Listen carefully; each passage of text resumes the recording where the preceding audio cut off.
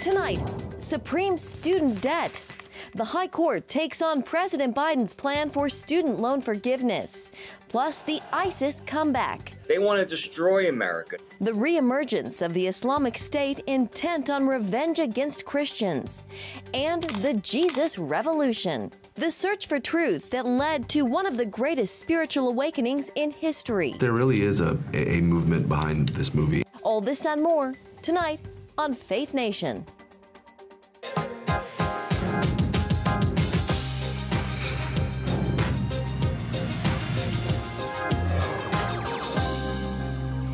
The president's plan for student loan forgiveness heads to the High Court. Good evening in Washington, I'm Jenna Browder. $400 billion, that's the cost of the Biden administration's plan to forgive certain student loans.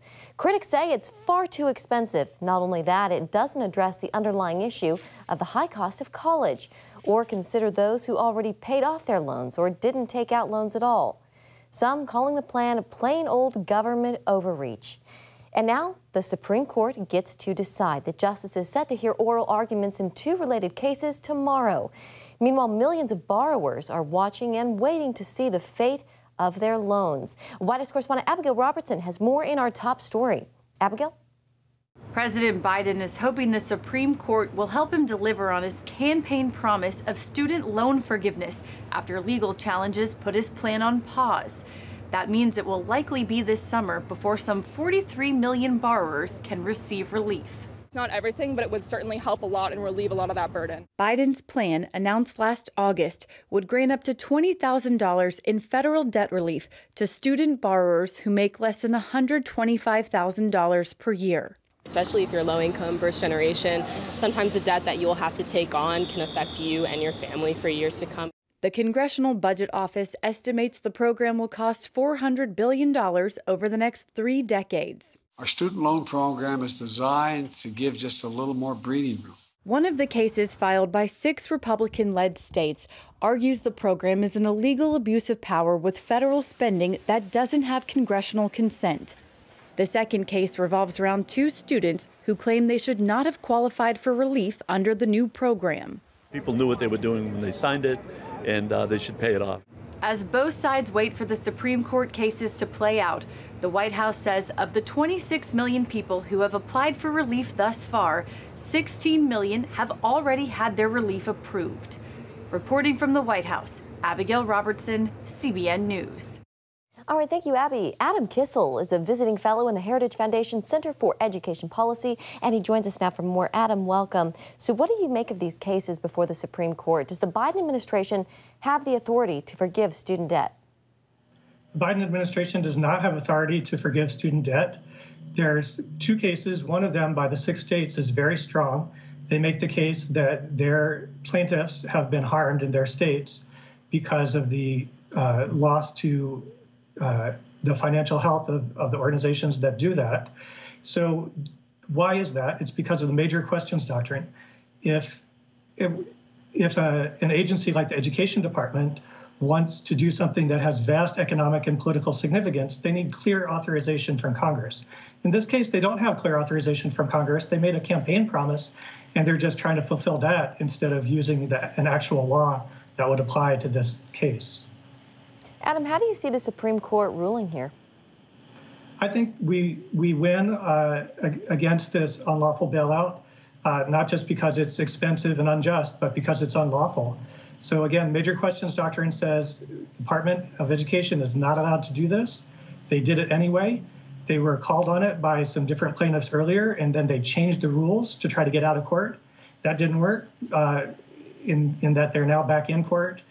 And the Supreme Court is going to say, you know what, West Virginia versus EPA, we already talked about major questions doctrine. This is another case just like that where an agency is far overreaching. You know, there's, of course, a lot of talk about fairness here for people who didn't go to college, for people who paid off their loans, or for people who didn't take out loans at all. This has a lot of people very angry. It's disappointing as well as angering for a lot of people who have been responsible, who are now being asked to pay for 40 million people, many of whom were not responsible, or at least are not in a position where the rest of us should be paying for them. If you went into the military and you got the GI Bill, and if you paid off your student loans for some other reason, now you're looking at paying for somebody else's college. Or if you are the younger sister and you have to pay for your college, but your older sister gets loan forgiveness, how unfair is that? There's a lot of talk also about cutoffs and where the Biden administration made these cutoffs. They say for people making less than $125,000, that's who will get most of these benefits. How did they come up with some of these figures, Adam? Well, unfortunately, these are made-up figures. So obviously, the more money you give and the higher threshold, you can show all the way up from $0 to $1 million that you'd be helping more people with more money. So in West Virginia, where I live, you could be making $40,000 or $50,000 as your median income. And so now you're telling people who are making 3 times the median income that they get loan forgiveness of $10,000 or $20,000. These are arbitrary and capricious. And I think the Supreme Court should see that it's just one more example of the Education Department being arbitrary and capricious. So $250,000 if you're a married couple, for instance, not just $125,000 for a single person, but you are pretty rich if you're making $250,000 a year in most of the country, but you're still going to get $10,000 or $20,000. Yeah, that's well above the average, that's for sure. All right, Adam Kissel with the Heritage Foundation, thank you so much. Thank you, too. Turning overseas, just 3 weeks after a massive earthquake devastated parts of Turkey, today another quake hit the area. The 5.6 magnitude event caused more than 24 already damaged buildings to collapse. At least 1 person was killed, more than 100 injured. Some are still stuck beneath the rubble. Between today's earthquake and the one a few weeks back, more than 48,000 people have been killed and more than 1 million left homeless. With cleanup underway, the people of Turkey are relying heavily on outside aid. Many have answered the call to help, including CBN's Operation Blessing. CBN's Brody Carter shares how the church is building long-term housing in the city of Antakya. To the church, we're standing on holy ground, walking towards the Church of St. Pierre. Unfortunately, it's closed due to the earthquake. It overlooks the city of Antakya, biblically, the city of Antioch. In the shadow, families forced to live in conditions that no one should endure. I'd say these people are hurting in a way that most of us don't understand. They're wounded, they're traumatized, they're heartbroken, they've lost houses. A main priority is providing shelter for so many left homeless. The Turkish government and nonprofits are putting up tents in cities, some near homes still waiting to fall. Tents have definitely been a godsend for the people impacted by the earthquake here in Turkey, but they only last for so long, especially with sanitation issues, likely up to 3 months, and then they need long-term housing. We make these homes primarily with plywood. We source the material here in Turkey. Kurt Miller owns a coffee shop in Istanbul. He saw the need for long-term housing and answered the call. First off, tents, they're short-term. It's a terrible living condition, and it can only last for, maybe a couple months best. Miller is working with churches across the region of Hatay, giving jobs and hope to those people with nothing left. But we need to pull tight and push down. This is the 10th home built by volunteers across 4 cities. While they're meant to last for roughly 2 years, it's estimated Turkey will use them up to 10. That's why Operation Blessing show up, to be a little drop in the ocean, but is meaningful. Operation Blessing Disaster Relief Director Diego Traverso knows how far financial support can go in these situations. In this Hatay village, his team is feeding people and helping those suffering from post-traumatic stress. We want to spend time, we want to invest in them, we want to love them. Yes. That's what we are. The United Nations estimates the earthquake affected some 20 million people across 200 miles of devastation. Early projections say highly damaged cities will take at least 5 years to recover and rebuild. The amount of trauma in the land doesn't go away overnight. And the longer we can be here to love and care for these people, the better.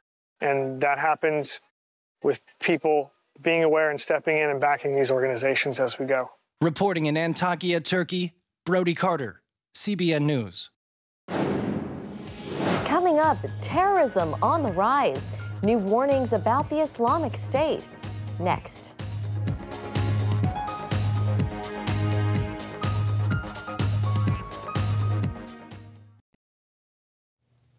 High tension tonight in Israel. The military there deploying hundreds of extra troops to the West Bank. The move comes after a weekend of deadly violence and riots. 2 Israeli brothers were shot and killed while sitting in their car, sparking an uproar among Israeli settlers, setting houses, cars, and a junkyard on fire. Israeli leaders are calling for calm as the IDF does its job hunting down the terrorist who killed those 2 brothers. Get revenge against Christians. That's the recent cry of the Islamic State terror group. Despite military defeat in Syria and Iraq, ISIS still has thousands of fighters and some 2,500 global affiliates, causing intelligence agencies to brace for a new wave of terror attacks. Dale Hurd reports. Protests erupted throughout the Islamic world after the public burning of a Quran in Sweden last month. Prime Minister Ulf Kristersson said while the burning was deeply disrespectful, it was protected under freedom of expression. The Islamic State terror group on social media has called for revenge attacks on Christians worldwide. The Muslim holy month of Ramadan begins March 23rd, and last year's observance saw 42 ISIS terror attacks in just 3 days. The threat of ISIS has returned, and Western intelligence agencies are on the lookout for any signs of a terrorist attack. Security expert Eric Karen says that in the Middle East and Asia, ISIS never went away. They have approximately 16,000 fighters between Iraq and Syria. They control 6 million people in that region. They have franchises throughout the world.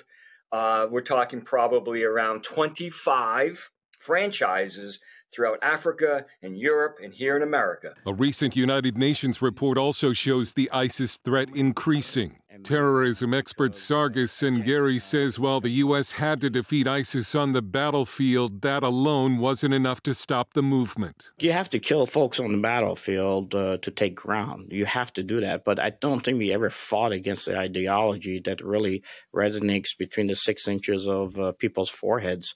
So it will continue to fight and will continue to take territory. It will continue to force individuals to either convert or basically, die in the process. Tina Ramirez with the humanitarian group Hardwired Global calls the resurgence of ISIS a nightmare for both Christians and Muslims in the Middle East. ISIS used to hold court in the ancient churches in the city of Mosul and sentence Muslims, Christians, others to death, to having their hands or legs chopped off. And then the women, thousands of women that we know who've been sexually enslaved. So the trauma that the entire community went through was horrific. ISIS is encouraging Muslims to use any method to kill Westerners, including trucks and nail guns. Karen believes the U.S. could be very vulnerable to a major terrorist attack. On the southern border, the northern border is wide open. We know that there's over 55 million shipping containers that come into America. Less than 2% are examined. We need to take the gloves off and understand that this threat's not going away. It's only increased in the last few years. The idea that they don't want to attack us again like a 9/11, but even bigger, is foolish. They want to destroy America. Dale Hurd, CBN News. An intelligence report from the Energy Department concludes the COVID pandemic started with a leak from a Chinese laboratory. According to the Wall Street Journal, the agency's reasoning is based on new undisclosed evidence. The Energy Department report is at odds with most U.S. intelligence agencies, which believe COVID came through an infected animal. Only the FBI agrees that it originated mistakenly at a Chinese lab. The Energy Department reportedly has low confidence in its conclusion. One of the greatest spiritual awakenings in American history hits the big screen. Behind the scenes of the new movie, Jesus Revolution, right after this.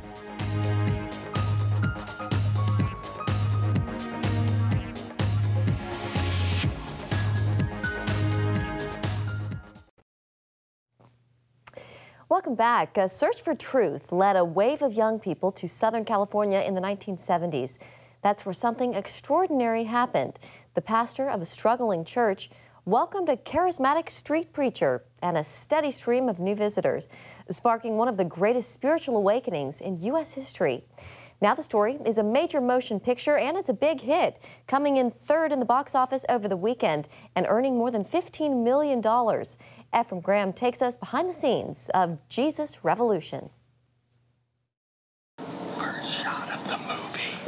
It's taken filmmaker John Irwin 7 years to bring this more than 50-year-old story to screen. All right, 3 golf, take 1, Mark. This project has taken many twists and turns, longest I've ever worked on a movie. My hope is people enjoy the movie, and we want to make you laugh and cry, but there really is a movement behind this movie. The Jesus movement began on the West Coast and spread in an historic Christian revival that saw young people, hippies, turning to God. The drugs, it's a quest.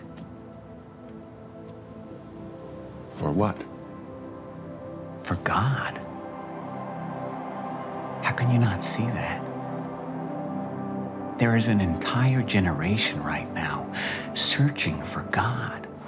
That real-life revival unfolding here in Southern California in the 1970s is what Time magazine called the Jesus Revolution. Just 4 years earlier, the front page of the very same magazine was asking this question: is God dead? John, how do we go from "Is God dead" to 4 years later, Jesus Revolution on the cover of Time? Yeah, I bought this Time magazine, Jesus Revolution, 7 years ago on eBay, and read this article, and then I bought this one as well, Is God Dead? First cover of Time without a picture. And that was my very question of like, what happened in between these two magazines? You have this very bleak statement, and then this sort of psychedelic Jesus, and something was happening so undeniable in American society that Time magazine had to give it credit with a cover story, as did Life magazine, Look magazine. Then I began to study it, and I wanted to meet people that lived it, and so that was the beginning of my relationship with Greg Laurie. Pastor Greg Laurie leads one of the largest churches in the country. I just wanted to say, His faith and love story begin inside the Jesus movement. People know me as an older guy, and it's interesting for them to be introduced to us when we were young. It's our story, but it's like I'm watching another story, but it's a story of redemption. And we're sort of, I think, representing a generation of young people that were searching. There's this church, it's called Calvary Chapel. And we say we're looking for truth. What if this is true? Because everything that we've been trying is not working for me. I was aware of how powerful it was for me. It was real, it was life-changing, it was overnight, it was darkness to light. But, and I've seen it played out in others' lives as they've had encounters with Christ, but I never thought our story, especially my story, would be told in such a beautiful way. I just can't be let down again. What I felt in there, I haven't. What if it's good for a minute and then it's gone? What then? We can find out together. Joe Courtney plays Greg. Anna Grace Barlow plays Kathy. And The Chosen's Jonathan Rumi rounds out the cast. I play Lonnie Frisbee. Lonnie was a powerful witness to the charismatic gifts of the Holy Spirit working in his generation. Rebels against old-fashioned authority. I think these kids need help. What they need is a bath. You're passing judgment on people you know nothing about. And maybe that's why your church is so empty. When God walks in here, brings me a hippie, I'll ask him what it's all about, because I do not understand.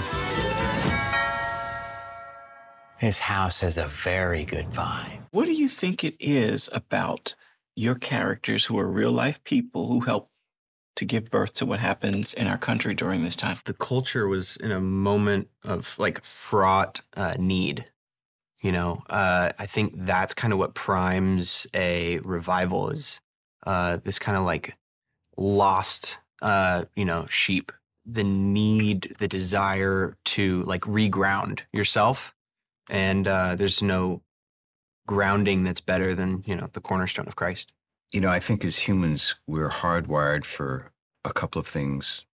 One of those is community, only second to God. Relationship with God and community with each other. And when those two things seem to be compromised in society en masse, the Spirit starts to rebel against that and try to figure out how to put that back in its right order. And so you have, I think, these revivals. And I think you see it now. It's what's going on in Kentucky. I want to piggyback on that because I can't stop thinking about Damar Hamlin going down on the field a few weeks ago. And the gut reaction was to take a knee and pray. Pray on national television. I was like, I haven't seen anything like this in years. When they say we're primed for it, it's sort of like a buzz phrase that I've been hearing around this movie. I think that's true. Our country is a dark and divided place. But in that tent, there's hope and unity and miracles that I can't even explain. Kevin, I've heard filmmakers say that getting a movie made is a miracle. In working on this as one of the producers, where would you say you saw miracles? There's moments of miracles whenever you make a film. I mean, obviously the entire process, but this one had miracle after miracle where we really sensed and felt God's presence throughout the entire process. And the sun, everything's perfect. Including how actor Kelsey Grammer signed on for the lead role of Calvary Chapel pastor Chuck Smith. I was having a sort of a late night, and I sat in my living room, and I was thinking, geez, I want to do something that actually has some value beyond just the fact that I'm doing another role or something that I enjoy playing. And the very next morning, this script was delivered to my house. If you feel like you're an outcast, then join us here. Ephraim Graham, CBN News, Los Angeles. Misunderstood and judged. And Jesus Revolution is in theaters across the country. You can find out where it's showing on cbnnews.com. Still ahead, the happiest place on earth becomes a backdrop for a new world record. We explain next.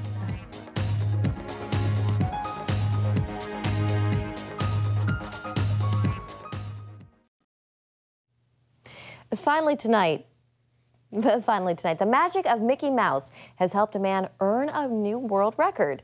For 8 years, Jeff Wright spent every day at Disneyland, landing himself in the Guinness Book of World Records. What started as a joke became a way of life. Rain or shine, Wright was at the park, becoming somewhat of a celebrity in his own right, even signing some autographs.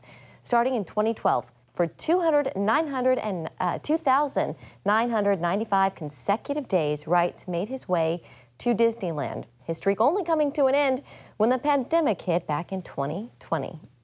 And that's going to do it for Faith Nation. Have a great night.